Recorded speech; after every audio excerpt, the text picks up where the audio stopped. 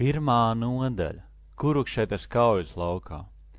Dhritarāšta jautāja: Sanģaja, ko darīja mani dēli un Pandu dēli, sapulcējušies svētceļojuma vietā Kurukšetrā, kur viņi gribēja cīnīties?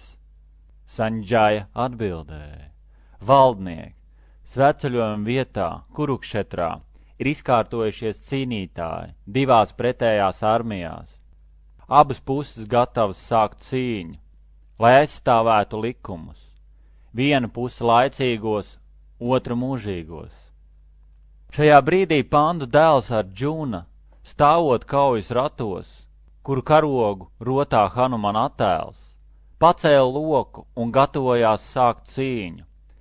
Palūkojies uz pretiniekiem, kur stāvēja kaujas ierindā, Arģuna teica kungam Krišnam šādus vārdus: Ak, nekļūdīgais! Lūdzu, izved manus kaujas ratus starp abiem karaspēkiem, lai es varu redzēt tos, kuri augs cīņas un ar kuriem kopā man būs jācīnās šajā svētajā vietā.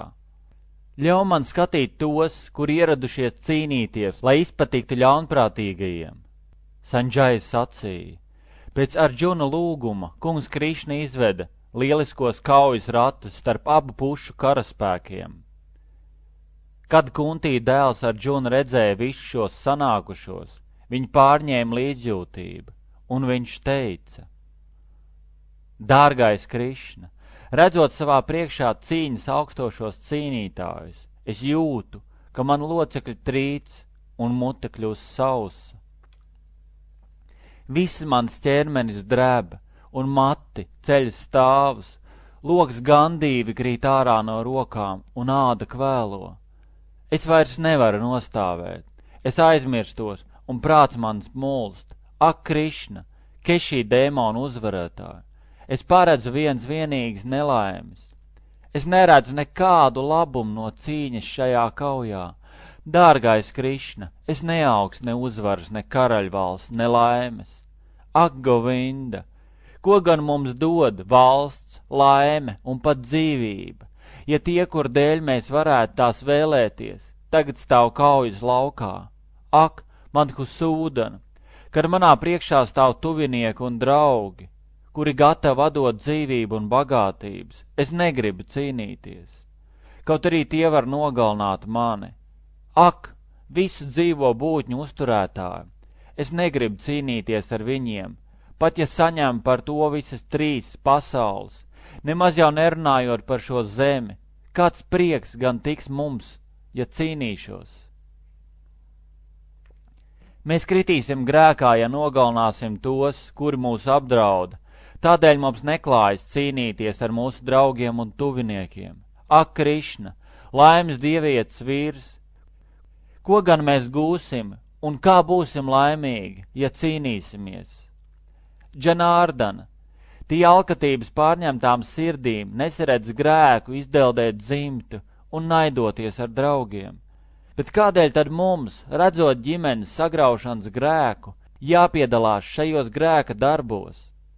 Ja dzimti iet bojā, tad izzūd mūžīgās ģimenes paražas, un pārējie ģimenes locekļi kļūst bezdievīgi. Krišna, kad ģimenē valda bezdievība, tad sievietes kļūst netiklas, vrišņi pēctici, izvirsto ģimenes sievietēm, rodas negribēt pēcnācēji. Negribēt pēcnācēji pārvērš dzīvi par ēli gan pašai ģimenei, gan arī ģimenes tradīciju iznīcinātājiem. Šādi samaitāti ģimeņu senči krīt, jo tiem vairs netiek ziedots ne ēdiens, ne ūdens. Ģimenes tradīciju grāvēju grēks rada negribēts pēcnācējs un izposta mūžsenos sabiedrības un ģimenes labklājības pamats. Ak, Krišna, cilvēks uzturētāji, no mācekļu pēstecības es esmu dzirdējis, ka ģimenes tradīcija neievērotāji uz visiem laikiem nonāk ellē. Cik dīvaini, ka mēs gribam cīnīties un izdarīt tik briesmīgus grēkus. Augstot karaliskas laimes, mēs esam gatavi iet šai cīņā. Tad labāk, ja nepretojos un esmu bez ieročiem, un man kaujas laukā nogalina apbruņotie pretinieki, kur noliedz mūžības likumus. Sanģajs sacīja: To kaujas laukā teicis, Arģuna nometa bultas un loku, un bēdu pārņemts noslīga sēdas.